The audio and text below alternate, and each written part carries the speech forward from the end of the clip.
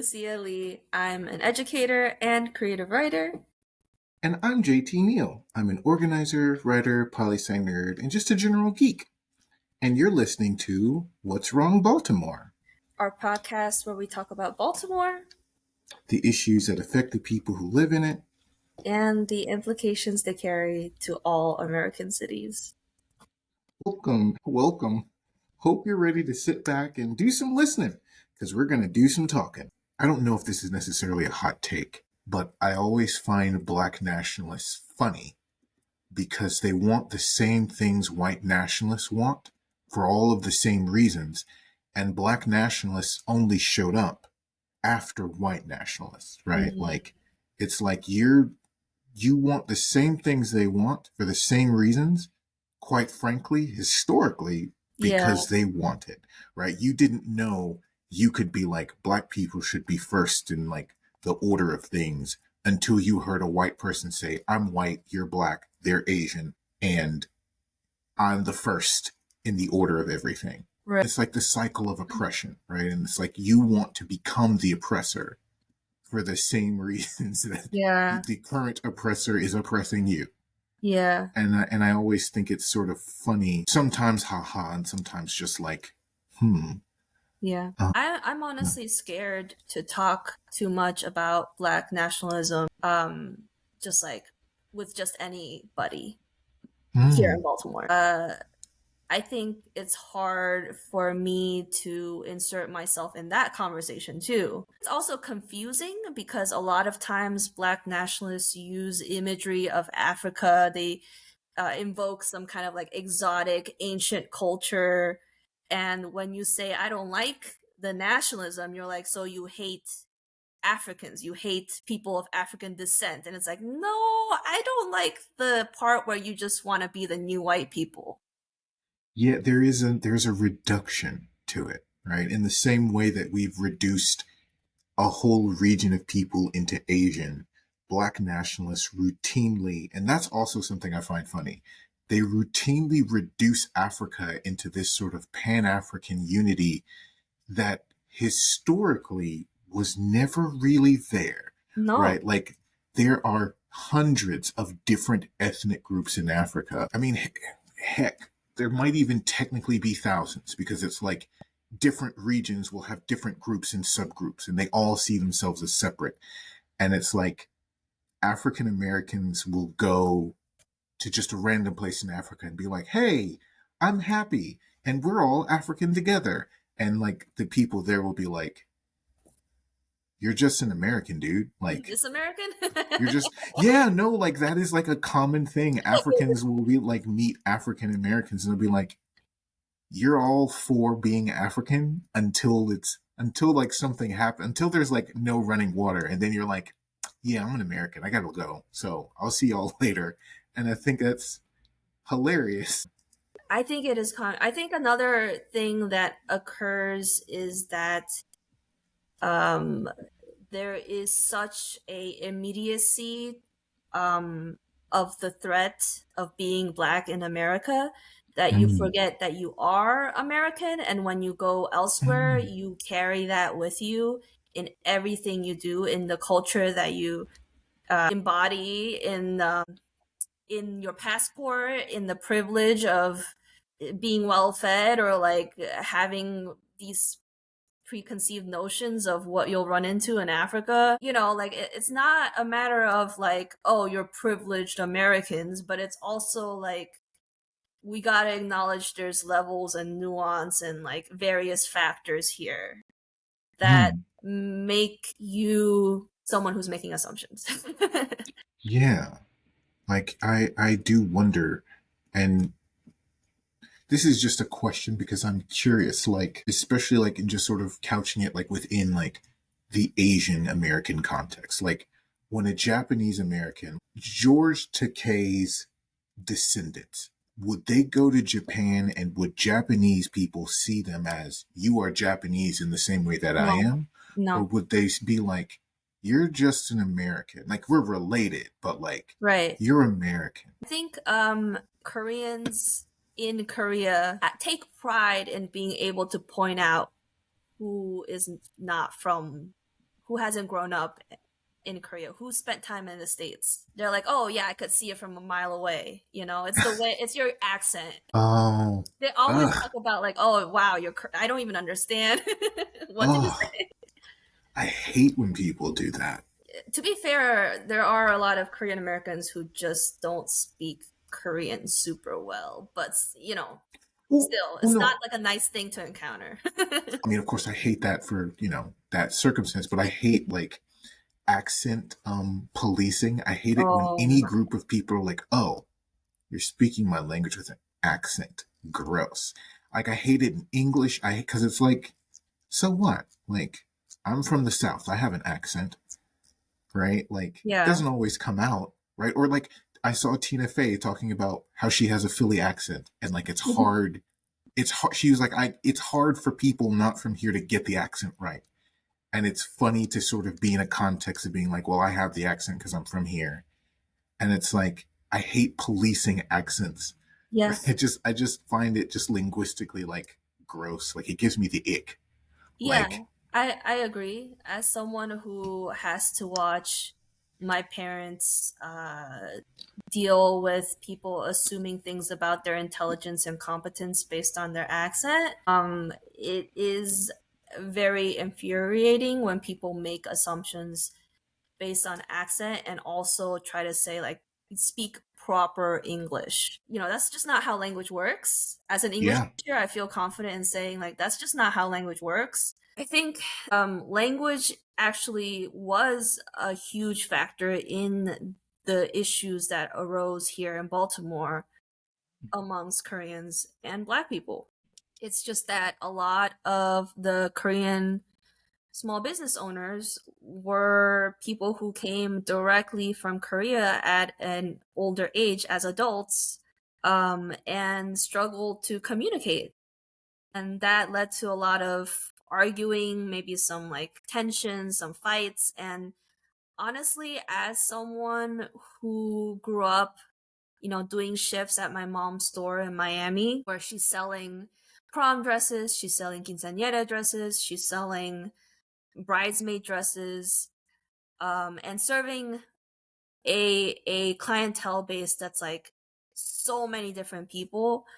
And then it's her speaking her accent with English, with Spanish. Like either way, it's gonna be an accent, right?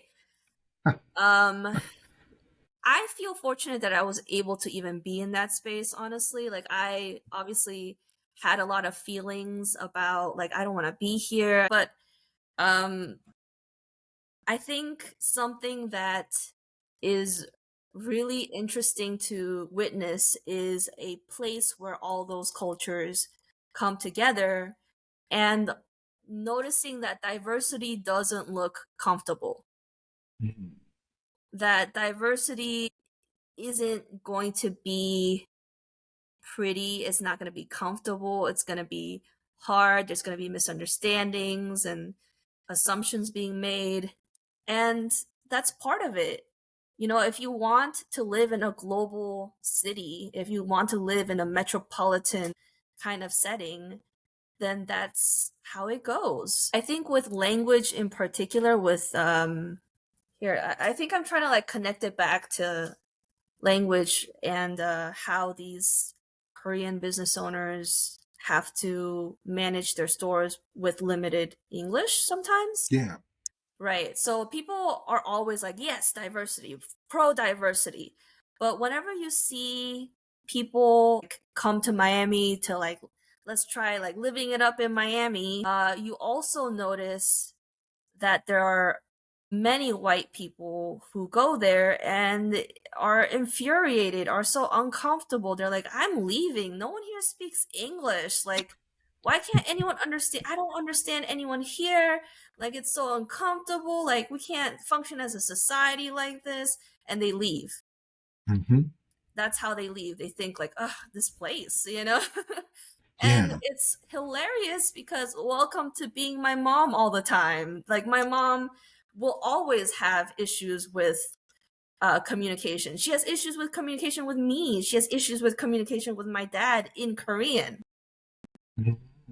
So like how did you think this was going to be comfortable? How did you think there wasn't going to be a moment where you just feel stupid because like you said the word wrong? I I think, I think people have such like lofty ideas of diversity and what it looks like and how we're all like, little children holding hands of all different colors and stuff, but it's gonna be clashing. yeah, In my mom's store, you got the black community in Miami. You got people from the Caribbean coming in, Haitians, Jamaicans, and you got like the Latino community coming in for their quinceañera dresses, and it's always really rewarding to see the girl or the woman in that dress, and they just like feel like a princess. You see like they can't stop smiling and they want you to take a picture of them. It's beautiful when that happens, when we can all come together and make that happen. But let's not pretend that this isn't like a high stakes situation. These girls take prom really seriously because it only happens once a lot of times. These bridesmaids also, this is a wedding. You gotta take this seriously. You got quinceañeras. This is a child becoming a woman, and we're gonna throw so much money into the celebration. Everything needs to be right. And when you have all this already, like all these like expectations and ideas about how this needs to go, and you come into the same space, of course things are gonna happen. I think people are all in favor of diversity on their own terms. They're never comfortable with the reality of what it is or what it brings, right? And Issues that immigrants are never gonna be comfortable. We made sure that there's no comfort here for immigrants. mm, So when people come to me and feel weird about being surrounded by people speaking in Spanish only, I'm like, so get over it. yeah, This is part of imagine, it. I thought you wanted this. I thought you wanted diversity. it is scary to be on the outside looking in because that's not what human beings are geared toward. But like diversity brings so many more things. And I think maybe that's why you get like DEI trainings that are so weird. Yeah. And why it is that why we see like how Koreans and all of these groups are treated in Baltimore and beyond, because it's like everyone is supposed to fit in. There's an expectation that everyone is supposed to fit in a certain kind of way. And like even assimilation, like it's not just assimilating, it's assimilating in the way I want you to assimilate. Yeah. Like my mom is getting another master's in just sort of like administration, right? For principals, assistant principals. And one of her sort of cases was how to make sure that students who have differences are actually getting the right kind of like the best practices are being applied to them. And one of the case studies she had was like for a Japanese student, a little Japanese girl in elementary school. An older American, regardless of race, they have a particular way of viewing it. But I was very proud of the fact that in her paper, she was like, we have to make sure that we are actually evaluating this little girl in the way that actually benefits her education, because you're going to see her sitting in class, not speaking, trying to pay attention, and not realize that she has no idea what's going on, but it is culturally expected of her to act a certain way. So you as a teacher, as an educator, might be like, oh, she gets it. I know she's ELL, but she's really smart. She's like all the other good Asian students, right? She's really good at math and all these other things. And it's like, you don't actually know that, right? This little girl is just sitting in class and might have no idea what's going on, but you never address it because you see something and you're like, oh, I mean, if she didn't understand what was going on, she would be coloring or walking around. And it's like, no, at home, she is supposed to do certain things and she carries that with her. And so much in the same way that you have to acknowledge it for, black students and white students, you have to acknowledge it and like try to be fully cognizant and aware of how it is that you're perceiving that student. It was very enheartening just to sort of see my mom volunteer that off without me as a young person being like, Mom, this is a racist attitude you have. Like, dealing with parental racism That's hard. is remarkably difficult, because I'm imagining like millennials as parents. What are our hangups going to be? Or what are they? Because now we're all like We 30, have 40, we're many. starting to have kids. Yeah. We have many. Some people will hear that story and think about like, but teachers don't have time. Teachers don't have energy or attention to know all the cultures in the world and accommodate each and every one of them that happens to show up in your class. And I think the issue isn't so much that it's the culture that makes her quiet and act like she knows things. I think the issue is that sometimes in schools, you're constantly putting out fires, so you end up giving attention to the students who are the most disruptive, and all the other kids who can just sit still in their seats kind of fall to the wayside and aren't given attention, support, any of that. You're just like, they're fine. Yeah, They're quiet, exactly. so they're fine. And I see that actually happening a lot here in Baltimore City. Not just Asian students, Black students, who Black students who learn to be quiet, to sit down, to not cause trouble, not be in trouble. And so whether or not they learn isn't even important. Hmm. It's that they don't want to be in trouble. Exactly. And so these students go under the radar all the way up until they might graduate and haven't learned much. And also, if you're sitting still and quiet in a room where people are yelling and throwing chairs or this or that, that means that you have achieved a certain level of detachment from your surroundings. That means you dissociated your way through all the grades of school, Dang. meaning you created some adult now who has dissociated from their surroundings and detached themselves from the people around them because that was the only way to survive psychologically. So it's not even an issue necessarily of specific cultures. It's like literally just pedagogy. Like, just be a good teacher. It's not even like you gotta be so diverse in your classroom. It's like Yeah. you gotta be a good teacher.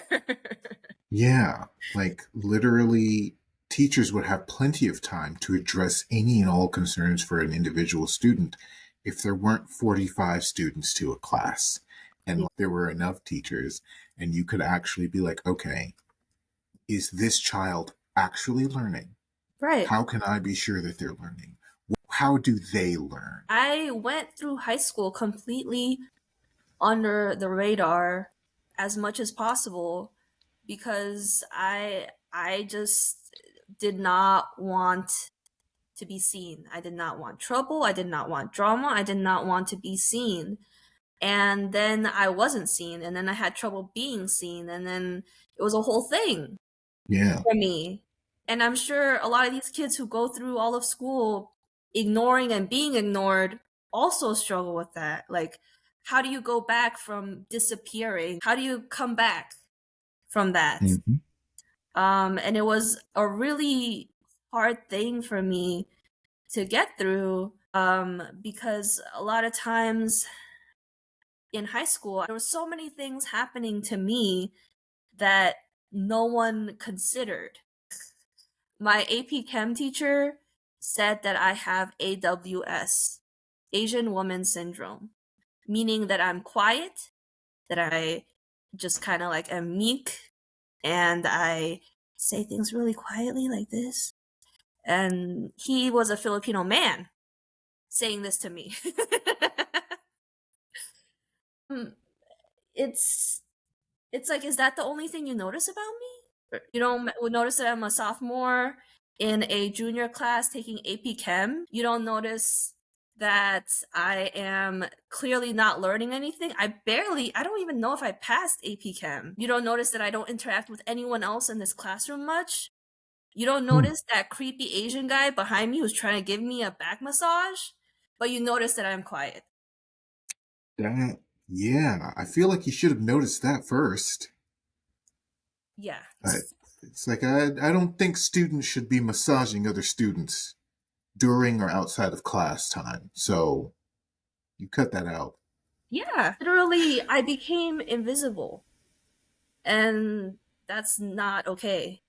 Yeah. And he It's wasn't sometimes saying, survival, but some it's just like generally you shouldn't be yeah, invisible. absolutely.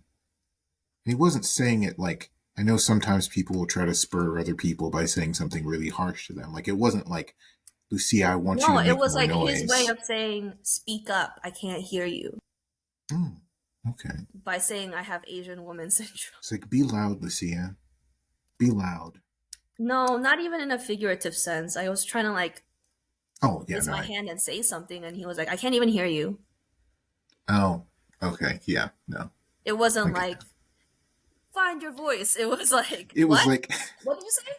Like, speak up. okay, yeah. Yeah, it wasn't like a teaching moment or anything.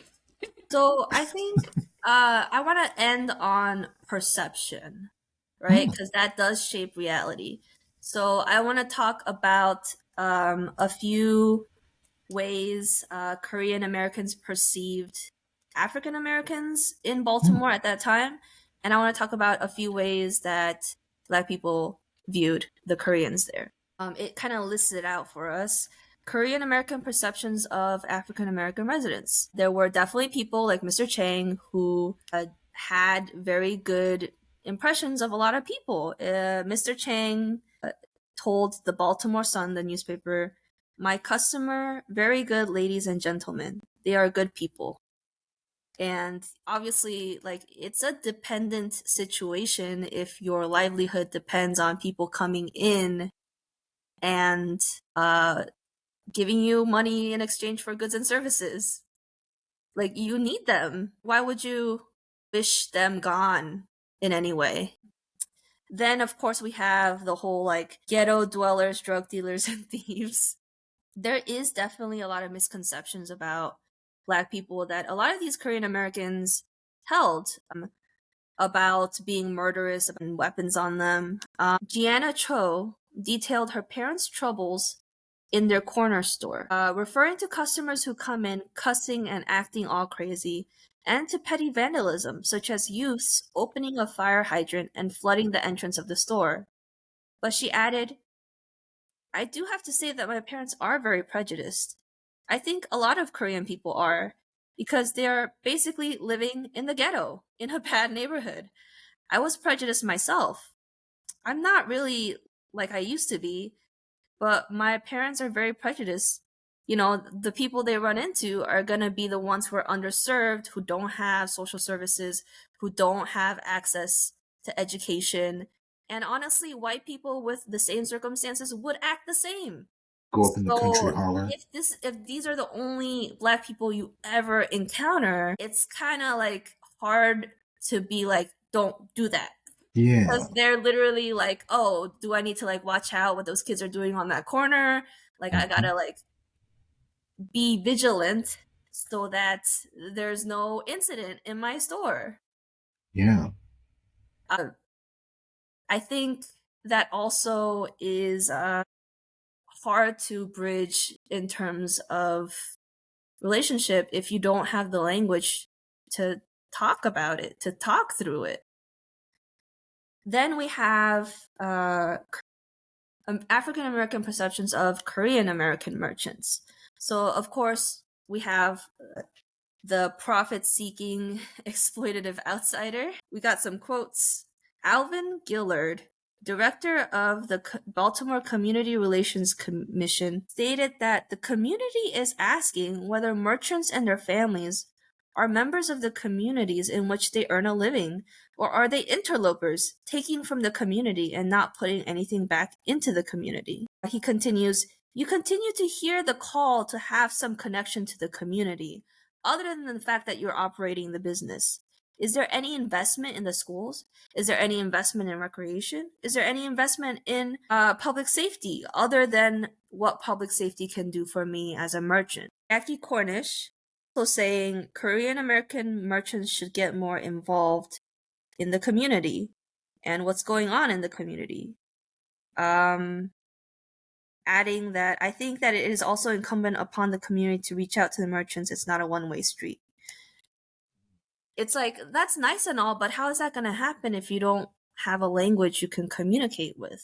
How is Mm. community going to happen if you don't talk? If you don't have communication, And some of these things that they mention, like public safety, schools, it's like, why is it on these corner store Korean merchants to support and invest in these things that the government doesn't invest in? yeah, Why is it on the Korean merchants to invest in schools? I think it's a really tall ask. We love the idea of community. I wish for that for everyone. And same.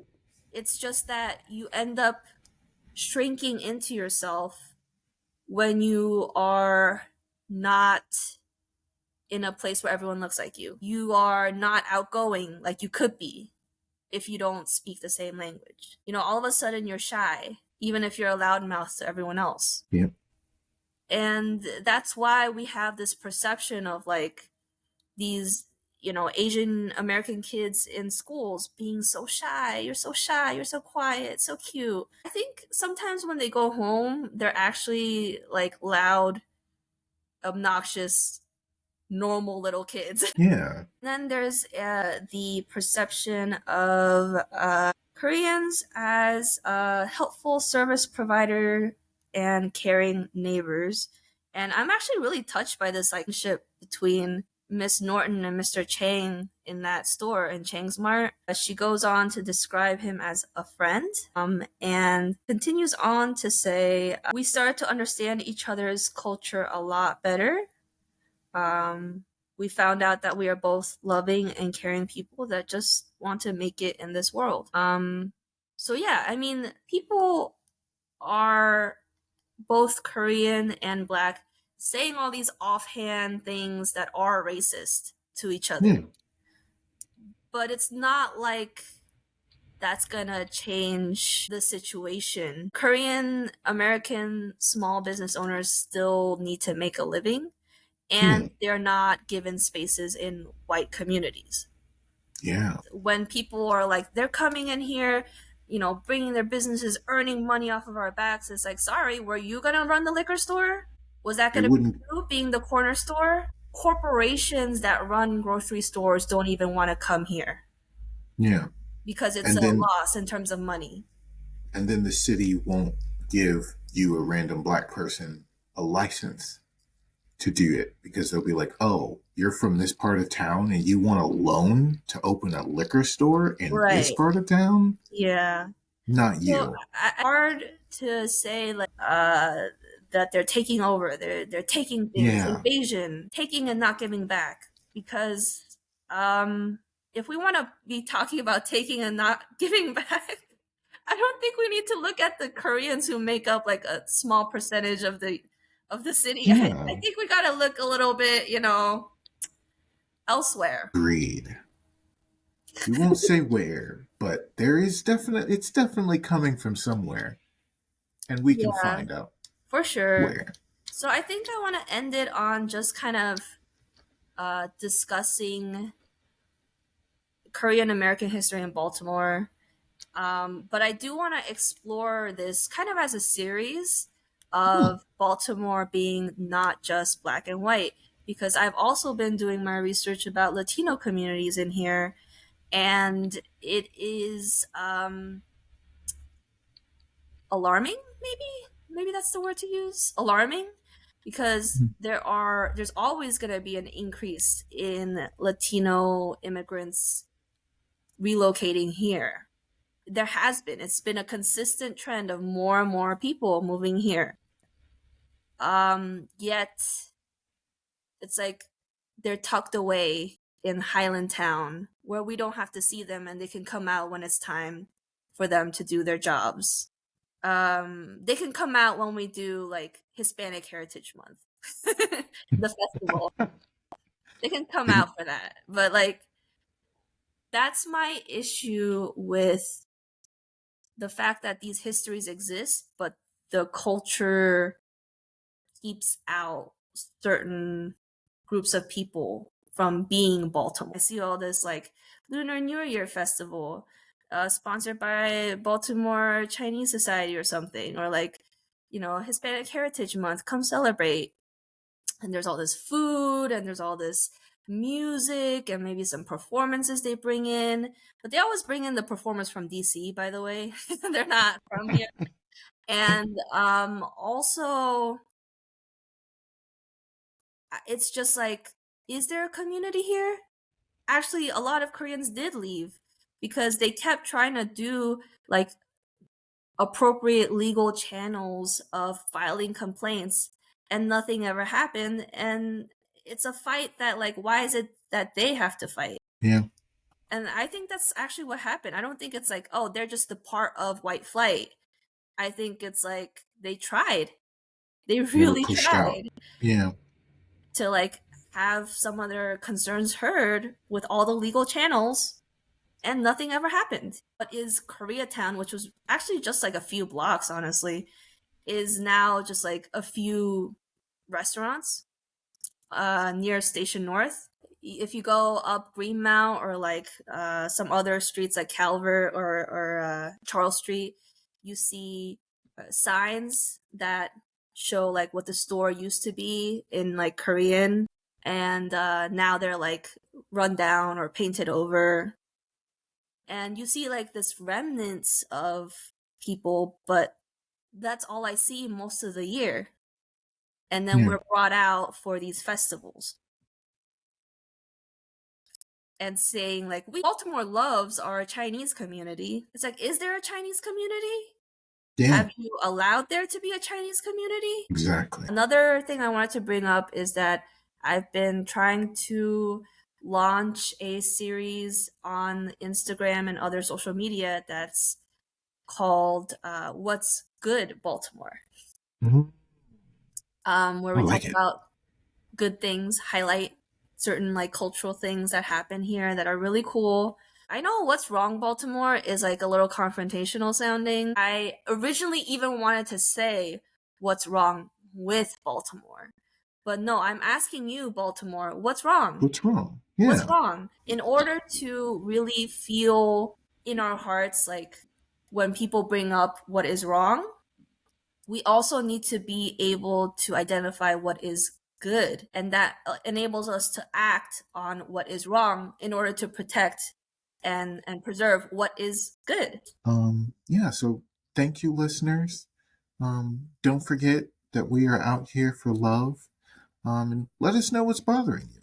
Let us know what's bothering you, Baltimore. Maybe we can address it next time, or just talk on it, or listen. Right. So send us an email at what's.wrong.bmore@gmail.com, or DM us on our socials, which can be found at what's.wrong.bmore. Oh, and don't forget to subscribe to the Patreon so you can get all of the fun bloopers and extra tidbit. All right.